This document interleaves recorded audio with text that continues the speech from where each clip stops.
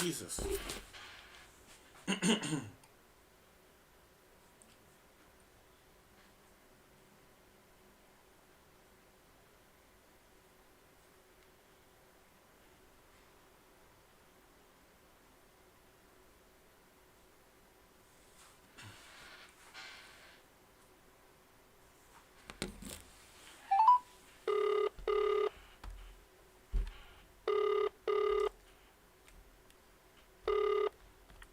Hello? Darling, Hmm? did you check the outline? No. Why? You are reading Rhapsody. Oh my god. You always have to check these things, eh?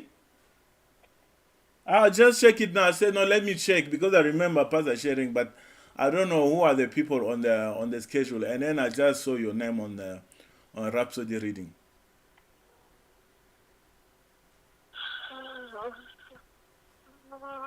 Okay, send Rhapsody. Please respond on the group. Just respond to that because it's been sending since yesterday. Yeah, because I didn't check it. Yeah, so I mean you need to be checked. So you are on the schedule, but I'm sending you Rhapsody anyway for today. Am I gonna read Rhapsody from Monday to today or just today? No, you only read today. Okay. Remember the full recap you only do on on Sunday. Okay. Fine. Okay, I've sent it to you. You have it. Alright, fine. Okay, sharp. We will be going. I'll be going live with for the things. Né? When? I'll go live at 4. Yeah. Oh, is it today? It's today. So I'll send you the link as well if you want to check it out. Yeah, but okay. So you won't be coming because you're going live. live is 45 minutes. Hmm? It is 45 minutes. Mm. Yeah, so. Okay. No problem. Yeah, no problem. It's 45 minutes. All right. Okay. Okay, I'll send you Rhapsody and also the link. But you can only, I'll go live straight at 4. But I'm live already just to start, people have to start connecting to see that the feed is out. Okay. No problem. All right, Sharp, you see? Yeah, that's why I say partners, they're good. Otherwise, you're going I to was be, gonna go home. you're going to be called around. You are already on your way to the house, stuck in the traffic. He says, Santa Beleng, where are you? You are doing, and then you come like, hey, you start thinking what to say, but it's fine anyway. Can you imagine? All right, cool. No, okay, fine. Bye. Bye.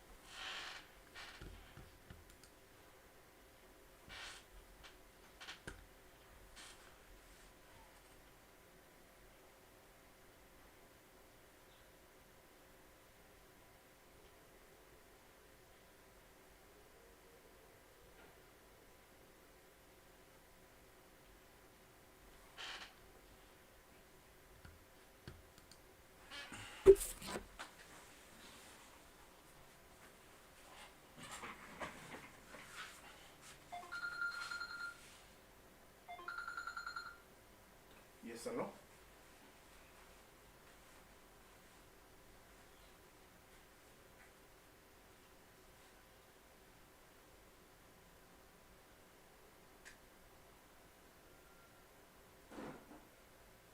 What you wanted me to say? Acknowledge.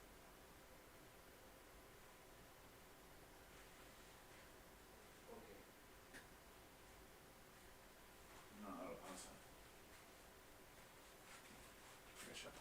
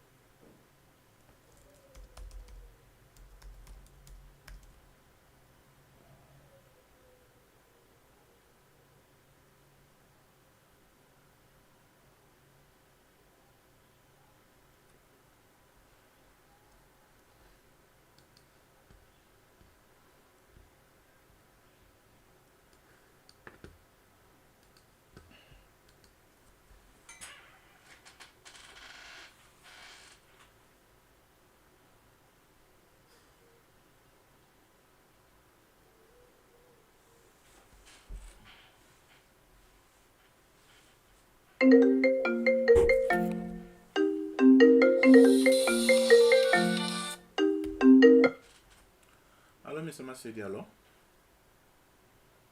No, I'm excellent. How are you doing, sir? Good. No, I was just calling you just to notify you about the live. We'll be going live at 4. Yeah. All right. Okay. Okay, no problem. No problem. Okay. Thank you, sir. All right.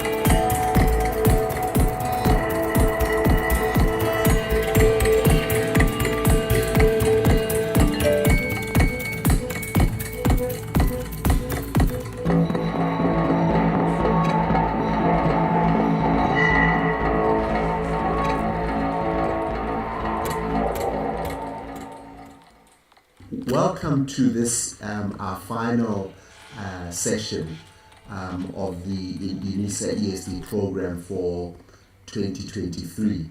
We've been through a number of engagements. Some of them you were able to attend, some of you couldn't attend and went online.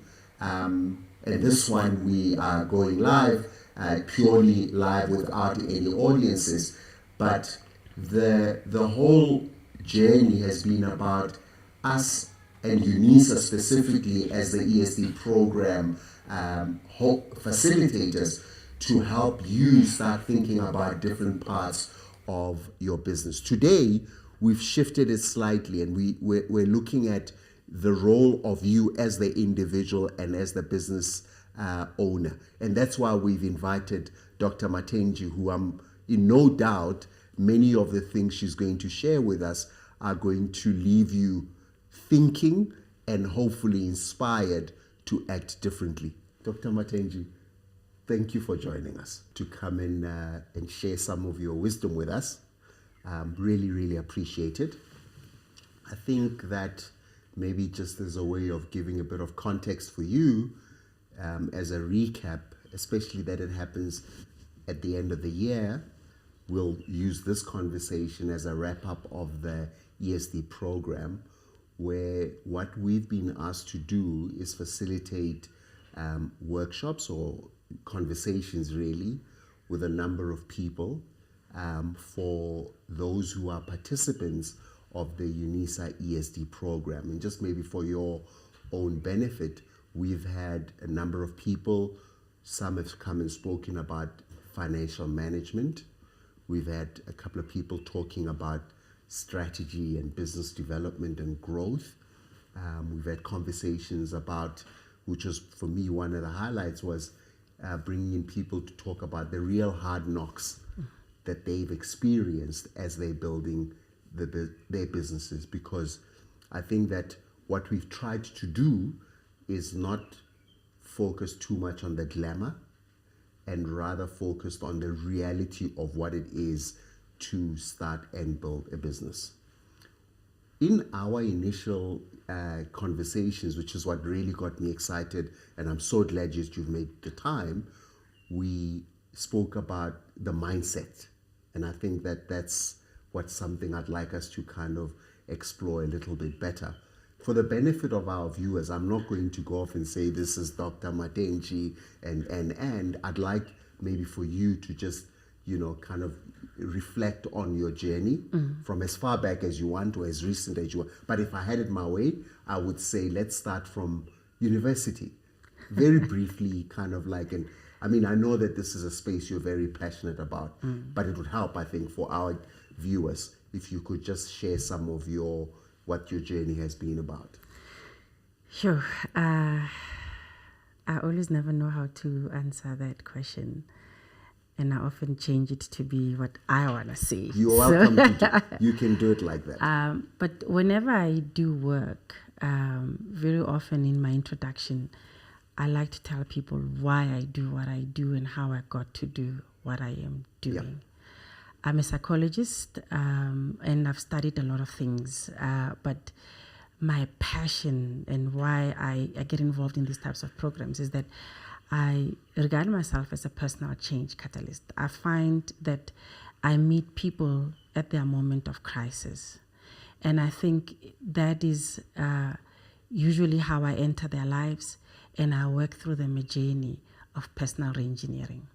From understanding what are the different things that are contributing to that moment of crisis, and maybe it's not a moment, it's an entire lifetime of crisis, to getting them to realize all of the different parameters that shape and define that crisis, and how much of it has to do with the past, how much of it has to do with what's currently happening, and then going forward, what they want to create in their lives. So as a result, I work with kids, I work with families, I work with adults.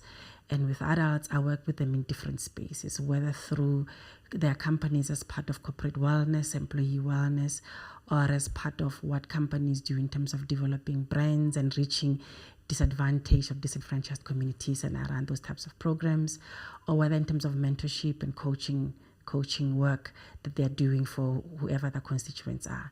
So I find that I'm very, very versatile. But the core of what I do is education. Right. And as a result, most of my work is about educating people. But that comes because of, I come from Mamelodi, the dusty streets of Mamelodi, before there was tar road in Mamelodi. And when you were different and you were struggling with whatever challenges you were having at home, there was hardly ever anyone to speak to help you navigate those areas where you were stuck. And one of the things I'm passionate about and why I do education and why I do these types of platforms is that even if you're not able to afford to come and see me, I want you to know that you'll be able to gain access to the types of services, the types of support we offer.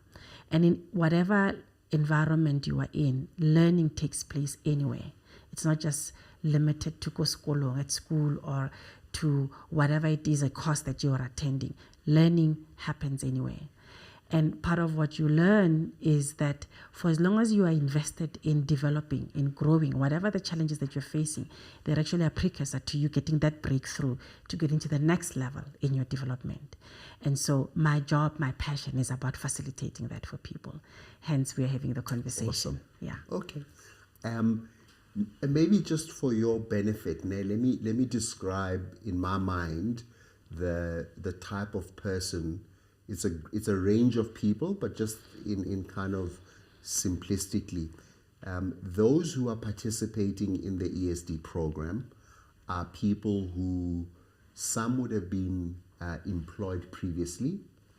They would have left employment out of choice, some, and then there's some who would have left because, as you probably would know, the last 4 years have been actually a very, very tough economic time. I think that what sometimes gets lost is that COVID actually caught us when things were already starting to, the wheels were starting to come off. I mean, I say this because I realized that a lot of companies were on a very quiet job attrition path. And so some of these people would have then gone off and started their businesses in what has become a very and even more difficult time. Okay? And then there are those who would have decided that being employed is not appealing. And that could be a range of factors. One could be, I've graduated and I actually can't find a job.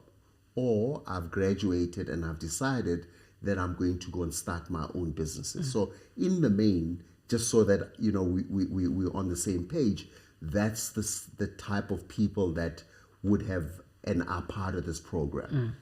What I want us to explore, Dr. Matentjie, is the idea of the way of thinking that people, or the way of thinking coming into something as different as your own business, as opposed to the way of thinking when you are gainfully employed. Because I think that those are actually two very different animals. And I know when we were chatting, you indicated that you are increasingly coming across this animal that's called a business owner.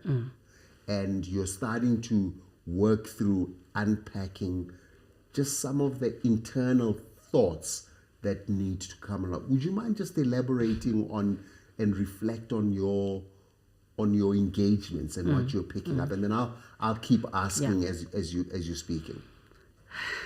I think whatever the circumstances, and I think when we were speaking, preparing for the session, we said that you are finding that the people who are participating in the program, they may be coming into the program in order to do what they need to do so that they can procure work, they can get services. That's correct. But the program is much bigger. It's intended for much more than that.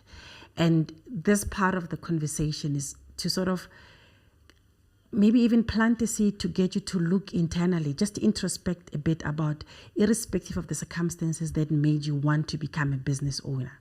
Right. What was your purpose? What was your why for wanting to run your business. Whether you identified a niche because you've been working in the field, you know the industry well enough, and you find that there's this need, I've got the skill set and I'm going to align and then offer it, and then that's going to be how I make my living, or whether because of you were unemployed. So go and find your why. But the journey for you to define the why becomes important because of the moment where you conceptualize that you want to start your business. You are a specific kind of person. If you've been employed, you are used to seeing your professional identity, your values, your practices, your emotions, and how you define success and what the results are that shows that you've achieved those whatever milestones you have are very different to when you are now a business owner, especially with people that are your employees, Yes. and with families and other dependents that are now looking up to you to be the one who brings the bacon, holds the family together, and whenever there's challenges to be able to navigate so that financially everything is secure. So I've been seeing people who, yes, they've started their own business. The why they started it, maybe it might not be clear all the time, or maybe it is, but the circumstances under which they come, hence the conversation we're having, is that they are experiencing a lot of adversity. They are at a place where, yes, they want procurement, yes, they want the business, yes, they are seeing what other people are doing, but they are struggling to stay on course and navigate the choppy waters, and then even to believe in themselves, or even to inspire faith in their family members, in their clients, in whatever groups of people they need support from, so that they hold fast, the center holds to navigate through these choppy waters to get to the other side. And more often the feedback they get is that it's like they're crazy. It's like, you're saying there's a deal, you're talking to so-and-so, you're doing this, you're doing that. But the point is that the day-to-day, there's no bread, the school fees that needs to be paid, the demands are not there. And then that existentialist crisis comes up. Yes. So very often, I meet people when they are there. And the conversation, I hope, is that when people are listening, and if you're identifying with yourself that, okay, yes, it is because I'm in this moment of crisis where now I'm questioning who I am, or the people around me are questioning what I am doing and why I'm doing it, and if it's going to yield the results that I say it's going to yield. I am even beginning to doubt myself. So then how do I recalibrate? How do I realign myself so that I don't detract too far away from what I said I wanted to do, even if that has evolved, or I don't violate my own values and my own principles to end up doing things that actually might give me momentary relief and money, but long term they erode who I say I am and the values that I adhere to and what I say I want to do going forward with my business. And then thirdly, what are the types of conversations that I need to be having with the people in my network? Do I need to go outside? Who do I need to be aligning with? So that even when I lose faith and I lose motivation and I am even questioning why I'm doing it, I've got people who are able to remind me and they know how to show up for me so that I don't lose sight of it. Right? So can I interject now? I mean, I'm hearing you talking about the importance of the why, right? And I'd love, if you can, to just reflect on that, why it's important for the why.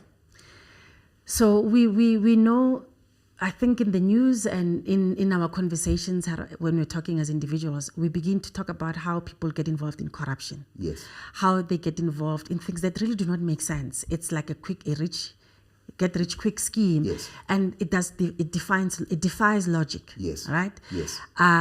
So we know the results of where people forget the why and how they can end up on the wayside, on the wrong side of the law, or get involved in things that completely derail them and you ruin your reputation. And so you can never recover because you lost sight of the why, and then it became about just getting the money, any means necessary to getting the money.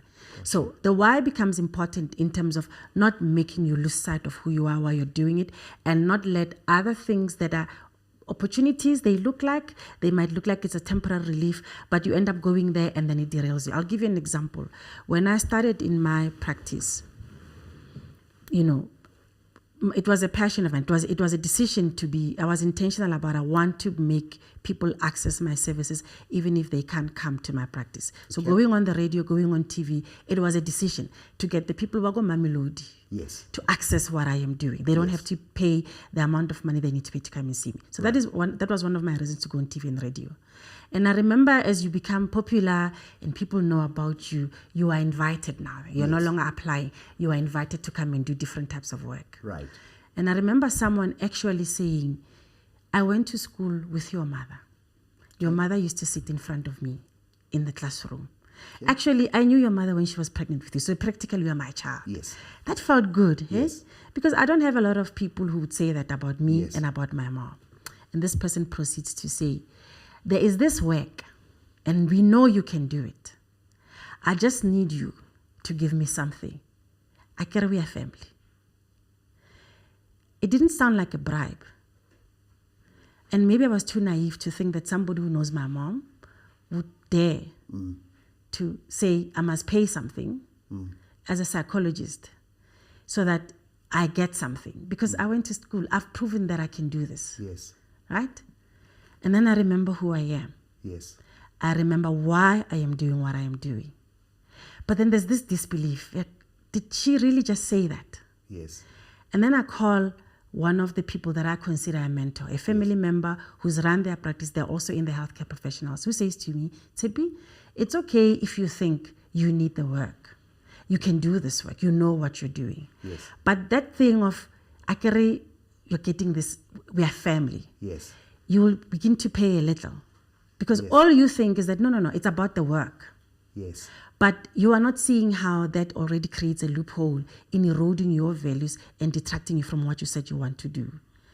You agree, a couple of years later, you are on air doing what you love, and somebody says, I am a caller. This person who sings this, they are there because of me. They are owing me this, or I made them who they are. And you're thinking, no, but I did the work. And they say, no, but you got it because of me. And right then and there, you're involved in corruption. But at the moment where you were solicited, it didn't look like you were being enticed to get involved in shady, illegal work. Yes. That frightened me. So the why becomes important, because even when certain things don't look like they are detracting you from what you're doing, when you keep checking in with yourself about why you're doing what you're doing, it's not just the moment of crisis that help you to recalibrate and face your true north. It is also things that might look like you are being derailed. It looks like there's a bigger opportunity there. But then because you're not careful in checking in with yourself regularly, you don't have that discipline, you end up being sidetracked. And you end up doing other things that are not part of your core business. And this is something that I see a lot with people who are business owners. You end up getting involved in other ventures. Yes. But they're not really your core business. They're not even aligned with your skills and your competence. You're now spreading yourself too thin. So that's why the why is important. So it's an anchoring. That's what I'm hearing you saying. Now, if I can ask, I would imagine that two people who decide that they're going to go into construction, their reason and their whys for having chosen to be in that industry would be different. Yeah. Surely, right? So this is not, just to check with you, it's not as if there's no template, there's no, because your reason for doing what you're doing is about what, your internal reasons, right? Yeah. So am I correct in saying that? So in a sense that this why is a very personal, you arrive at it having reflected. And it's different for different people. Yes, it is. And by the way, it isn't just only about your internal reasons. As we said, for example, you might find that you've been working in the industry and you realize that there's a gap. Yes. You've done your homework, you know this business in and out, and there's this gap and nobody's offering it. And even if they are, you don't want to be like them. You know who you are and how your value proposition would set you apart from other people. Yes. So there is an external thing, and there's an alignment between that which you are seeing as a gap, and then it becomes your niche and how your skill set, your personality, and your values and whatever else that you are bringing creates that alignment and allow you to position yourself. Yes. So that might be your why. Yes. So it isn't just about an internal intrapersonal process. Got you. You also have to be mindful that if it stays only at an internal level, when you are in those moments of crisis where business is not businessing, Yes. and the results are not coming in, Yes. and you are finding that your spouse, your family are saying, but you've been at it, we don't see the results. Yes. Even you are aware that I've been at this, but there's no results. Yes. And I need to pivot, I need to change, I need to do something. If you keep only staying internal, that is where a lot of people then begin to struggle with mental health, because you are beginning now to think it must be a me problem. It must be me. I must be inadequate. Maybe I was wrong. Or maybe I'm not good enough. Why is Tshepiso doing it and I can't? You do that internal comparison because you start thinking that the flaw is with you. And you see a lot of business owners struggling with depression, struggling with anxiety. And you find that quite a lot of them, they don't even realize why they don't believe in themselves as much as they used to when they started. They lose that urge, that drive, because you keep going in to see what is it about me that is misaligned, when in fact, no, you are aligned, but there's things in the environment externally. The economy is different. Yes. And you are personalizing and internalizing something that has nothing to do with you. The economy is just bad. Yes. And yes, maybe you do need to expand, diversify, or pivot. Yes. But it does not mean it detracts you from your true internal why. Correct. So you need that balancing act to not just go internal, but also survey your environment. You need to tap into what other industry people are doing, so that you're constantly appraised and you are having people who are mentoring and guiding you. They can tell you how the lay of the land is happening, so that you are always having that balance. And so it becomes important that when you are in this journey, you have a mentor. Yes. Somebody who might not be in your field of expertise, but they may be out, but they can listen to you. They can also be listening to you with that thing, oh, I didn't know that. They're curious, so they're listening to you with clear mind, clear ideas, because whatever you're sharing them, you are teaching them as well. But then they also need to be able to be willing to go and learn, so that when they're engaging with other people, they are able to bring input to you, so that they are able to add value to you, show you a different perspective. So having a mentor becomes important. Attending these types of programs, not just to get procurement, to get your name out there, but to learn how you need to shift as an individual, but also how you need to position your business in order to move forward, so that you're not just being told shift because people are seeing how great you are. You also see the opportunities, and then you keep reinventing and growing where you're going. And then finally, it helps you when you keep having that internal, external mediation and balancing and checking in of yourself. Because a lot of businesses we know, they struggle because they stop evolving. So in the beginning, you are firing on all cylinders. You've got all these brilliant ideas. You've got all this knowledge. When you're coming in, you're inspiring people. But because you stop being creative and evolving, you miss how Tshepiso somewhere has done what you're doing, and they've already continued to evolve and try new things. So you are not even able to respond and reinvent. And then so you start losing people, because yes, you were great in the beginning, 5, 10, 15 years ago. But now as things are changing, you haven't evolved. People change. Your client has changed. So now you need to be positioning yourself differently. So if you're not also checking what's happening in your environment, in the industry, you might find that you're missing out, right? So it becomes important then to also not do it only in isolation. So having a network of people, having a community where you're also learning from other industries becomes important. I'm with you. So so I'm picking up, right, that this why, as you say, and you quite clearly communicate, that is a combination of the internal and the environment that you're looking at, right? So now I want to slightly go on it, but they're linked. Slight digression, Dr. Matentjie. So, starting a business in a normal economy, when things are moving nicely, is tough. I mean, the stats are that a vast majority of business owners at some point actually just say, we're walking away. That's in a normal economy. Now, we've agreed that the last 5 years have been really, really, really tough. How do people, because it's in a way I'm segueing into the second part that I wanted for us to chat about, which is, because from what I'm seeing, and I think you also intimated to it, there are a lot of people who are facing crises right now. There are people who would have, as I described them, they would have left their employment, let's say, just before COVID, decided that they're going to use some of their pension money, as an example, to invest in this business. And let's use this as a hypothetical example. And now they're at a point where they have depleted their reserves. Okay? And the reality, as you touched on, is that there's school fees to be paid. There is the car mortgage, the house mortgage, all these things that were there before the person, while they were gainfully employed. How does one, and I'm asking you as a psychologist in this thing, how do you navigate such crises? It's not going to happen overnight, but it's doable. Okay. Which means even if you say, okay, I'm committing to doing something about it and I want to navigate it, you don't go for one session and think it's fine. You don't go to one program or one session with your mentor and then thinks it's fine. But it has to do with you acknowledging that it's going to be a journey. It's a marathon. It's not a sprint.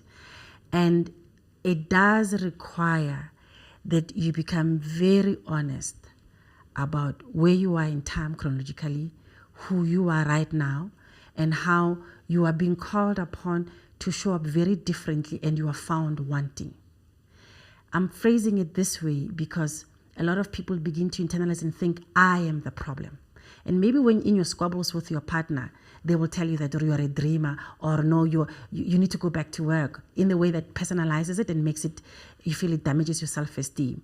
But where you are, it is requiring for you to reinvent, re-engineer. And that is something that an ordinary person under ordinary circumstances facing whatever crisis would struggle with. Because if where you are, you have tapped out in terms of what is within your arsenal to restructure, reconfigure, re-engineer, that means you need professional help. It doesn't mean you are crazy. It doesn't mean that you are mental. It just means where you are, with the resources that you have, you need professional help. So I cannot overemphasize the value of having, for example, a life coach, going for therapy, because it's interesting how just the shift in how you see you in the now and what you need to grow, where you need to develop, what are the new things that you need to learn. And it might be as simple as you asking for help. Got it. You admitting that I don't need to have the Mercedes and we don't need to stay in the suburbs. We just need to downsize. Yes. And I'm going to be okay with people laughing at me that I'm no longer drinking a specific brand of whiskey. I'm going to be okay. And I need my kids and the people around me to be okay with it. And I need my mom, who keeps asking for monthly things to pay for whatever, to know that I'm no longer in that position. So that loss of identity that I thought is part of my success and my respect and my worth in the family has shifted. Now I'm going to redefine what worth, success, and respect is. If that's what it takes, that you might find that once you shift that perspective, things start moving, other possibilities open up. So that's the first thing. Acknowledge where you are. Acknowledge that you are tapped out in terms of everything else that you've tried, and you've done all the right things, and you are doing all the right things, but there's no shift. Let me get professional help. And those conversations are not just going to be about business. That's the second thing. We actually take you as far back as your childhood, because you can not believe how much of the things that are challenging right now that create blockages in your adulthood have a lot to do with where you come from, your origin, your story of origin. And you find that when people are in crisis, they default on earlier coping strategies or defense mechanisms. But they are no longer working now because the environment is shifted, the time has shifted, the demands are shifted. But you are using all methods that used to work when you were a child to cope with a situation that requires for you to show up differently. So very often when there's blockages, it's because of you've resorted to what used to work, or the defense mechanisms or the coping strategies that used to work, but they are no longer working because now you are different. The situation calls for different things. So we will take you there. And you need to stay the course, because if I am meeting you when you're 49, do you understand that it's like 40 plus years of understanding you and then unlearning new things? So there are certain things you're going to have to unlearn. And you need to recognize how they are now showing up in this business that you are doing, in how you're dealing with your clients, in how you're dealing with problems, in how the habits that you are cultivating every day, right? The emotions that get triggered, and how when they're triggered, how you resort to certain behaviors. But your mindset as well. What are the things that you are thinking that keep trapping you into that way of behaving? Or maybe you have begun to change, but the people around you don't know. And so they do not know how to deal with this new version of you. And so they don't know how to realign. So then you must then educate them. So you find that we're going to do therapy with you and take you back there where you begin to recognize those patterns, where you need to change. And then when you are okay, if you get there on your own and you start cultivating the change, you've left other people behind, because there's a part where you need to teach other people to acclimate to the new you and where you want to go. So you find that your spouse, your kids, your mother, the other people, your employees now need to be aware of how the lay of the land has changed, how they need to support you. Because this new version of you requires conversations in the bedroom pillow talk to be different. And if your wife or your spouse is not aware that, okay, me asking, so what are we doing about the budget, creates anxiety for you.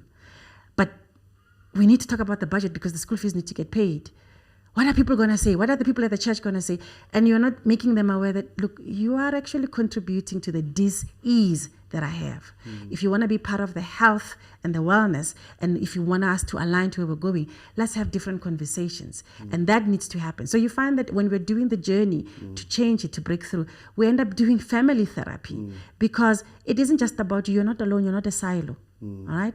And why we end up getting involved in companies and doing teamwork, it's because even the culture in the organization needs to change. We're not just working with you. You're not existing in a silo, like I said. So there's an entire system. There's an entire network that also needs to shift with you. And you are just one person. Putting it all on your shoulders is too much. So then you end up organizing, working in the organization as well, working with people so that they also move with you in terms of where you need to go. So what I'm hearing, if I can test this, is that when you are in that moment of crisis and things, you're feeling stuck, what I'm hearing is that the one thing that you could do a disservice for yourself is to not, and I'm going to use the word brutally honest, is to not be brutally honest with yourself. Yeah. Because unless you can be honest and brutally honest with yourself, you then can't be honest with others around you who have expectations that oftentimes are quite unrealistic relative to the reality of where you are at that time. Yeah, that's what I'm hearing you say. Yes. And I'm hearing you saying, let's say I get the person who then is able to come and tap into your expertise, right? So let's say then there's the person who really does not even have the means to go and engage the services, right, of a psychologist. But what I'm hearing you saying is that the one thing you have to do is to be brutally honest with yourself about where you are, okay? Because it's in that point then you can start thinking about what the options are. Am I correct? Yes. Okay? So let's say then, and I'm going to kind of just keep bouncing it off you. So you've gone through this process, you've helped this person to unpack. What I find fascinating, Dr. Matentjie, is that, and I think that we don't do enough of it, right, is we tend to think of the business as an external organism that's happening. And we don't actually think about you as the person, which is what you're really actually saying, on how you are showing up. The reflection that is required, the lessons that you can glean from the last project that didn't go well, or the project that you did that went very well, and then they're actually key your set of toolkits that you can now develop for yourself, that this is where I'm very good, this is where I'm not very good. So do you follow what I'm saying? Yeah. Your thoughts on what I'm touching on? So when people sometimes do the reflection, they will tell you, what are the challenges, whether external or internal, that they are facing. So we become very good as part of the reflective exercise at problem exploration. And that is just the first part. problem exploration in terms of you talking about, okay, now I'm being honest. Actually, most of my problem is that I'm not good at marketing. I'm not good at selling myself. Okay. And then why are you not good? Oh, it has to do with the fact that I was not confident. People apparently say I'm arrogant or whatever. And so I try to damn down. And then we talk about that psychology. Be mindful that all we have done is explore the complexity, the nuances of the problem. And sometimes it might take us years. Because other things keep coming up. Reality of the now and how it's triggering stuff in the past, or new things are coming up, but there's a pattern to it. But all we've done is problem explanation. Be mindful that the change happens. Yes, you've been honest with yourself. We've explored the problem. You've dug deep. We've seen the history and now and all the different factors that are the parameters that are impacting things. For us to move to solution focused is a different journey. It needs a new you to show up. A new you who's not so invested in the old you and the problems they had, but a new you that is willing to commit and formulate where she wants to go and what she will need to be able to make it there. And you can call this, whether it's meditation, whether it is prayer, but you are taught the same thing, that change doesn't happen until you begin to formulate where you want to go and live as if that change has already manifested. Gotcha. So who I want to be, where I want to get, I need to spend time as well investing in what will it look like. If ever I now say, if I could get this deal, things will be fine. Really? With your current spending habits, with the way that you are when you go home on the holidays, with your family still doing the same thing, you'll come back here again. So we know that for the business to continue changing and evolving and for you to keep reinventing and have this empire that you want to build, you're going to have to begin to shift in certain things. So part of exploring where you want to go and who you will need to be, how your attitude will need to change, how your habits will need to change, how the things that emotionally trigger you, that we need to resolve them so that you're no longer triggered. Yes, the triggers will still be there, but they're only triggers in as far as they elicit those emotional responses and then result in the habits that you used to have in the past, the defense mechanisms and the coping strategies. So you need to learn new habits. And then we start cultivating those. And no matter what the challenges are, even if it's still taking too long, you begin to live as if the change has already happened. And for a lot of people, they struggle. That's why they fall off the wagon because they keep going back to what the problems were and the change that it requires for you to do new things and stay on course requires too much energy. Because you keep being reminded, but the change is too little. But what about this problem? There's a new problem. And then you stay in problem exploration, and then the victim mindset comes up.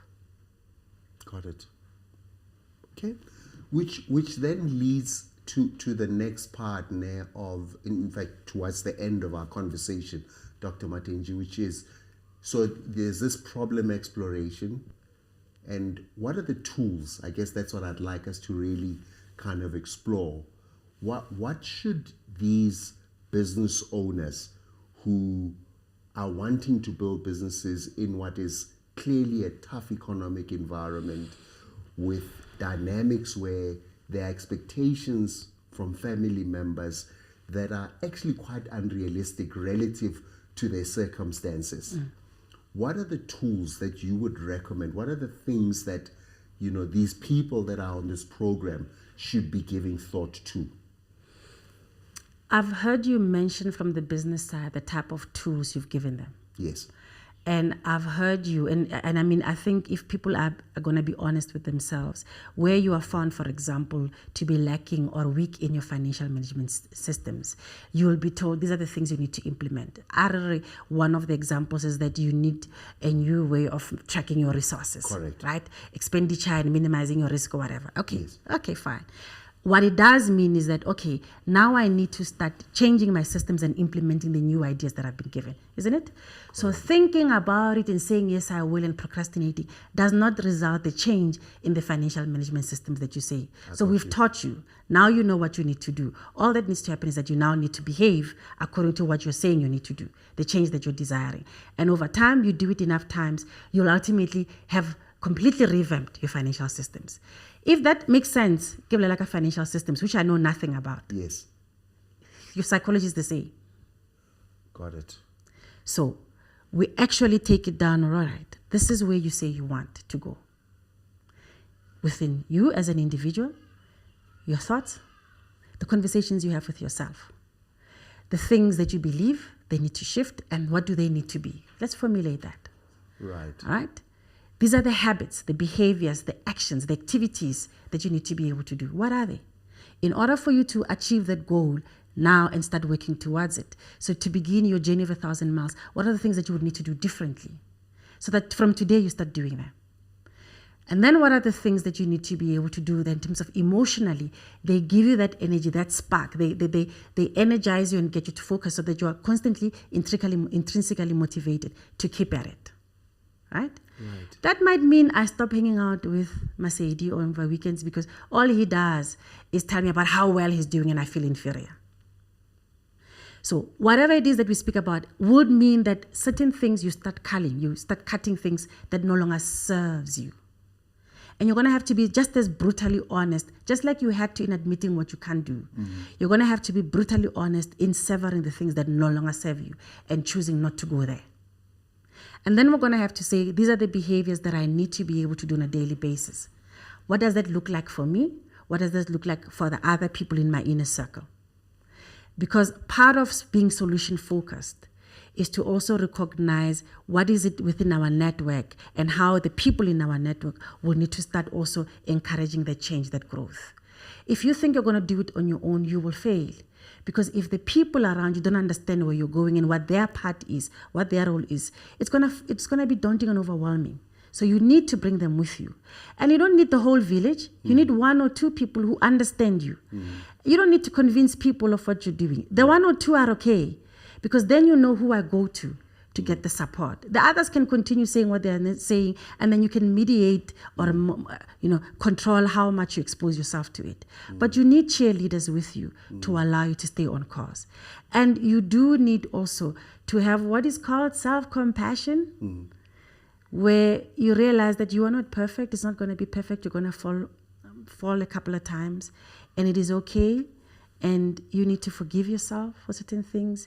You're going to fall, and that's fine. As long as you are learning and you keep thinking, okay, how do I correct? How do I come up with another plan? Who do I speak to? For as long as you continue with the fight, that's fine. It is not the moments of failure and doubt and fear that we worry about. Those will happen anyway. Everybody has them. Even Elon Musk has them.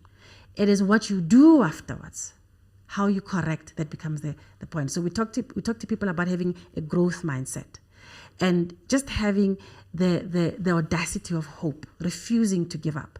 And because you know who you are and what you are capable of, you continue to choose to rise and correct. And then finally, I believe that one of the tools that people need to look at is that we often speak about the challenges, the traumas that we've gone through. And even when you're talking about the business, because we've done a lot of problems exploration, you're able to tell people off the top of your head what you've done that has failed, what didn't work. And then you're very good at analyzing the problems and even telling other people what problems they have. But people are not very good at celebrating their successes. And I don't mean buying whiskeys and impressing people or building your own harm, your own drum. I mean actually acknowledging the things that make you resilient, the things that make you bounce back. What are the things that you do that when you tap into them, whether as an individual or as somebody who inspires other people, make you know that I can do this? Because an entrepreneur has to believe in their resourcefulness, their resilience, their capacity to be elastic. And it's that actually that keeps you going. And people might say, oh, you're crazy, because they can't relate. But that's because they were not there during the tough times. So when you look back, try to remember what are the things that made you thrive, that made you bounce back, that made you be resilient, that made you dig deep and actually realize, no, I can. I don't need everybody to believe in me, but I know I can. That's why I'm doing this business. And those types of things allow you to keep at it over and over again, to keep rising no matter what.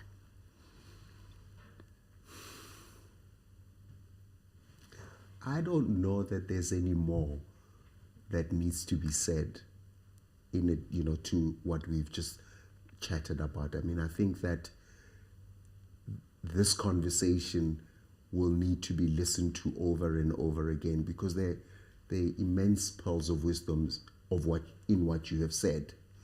What for me comes through very, very strongly, which I really, really appreciate, is that there's work to be done on the self.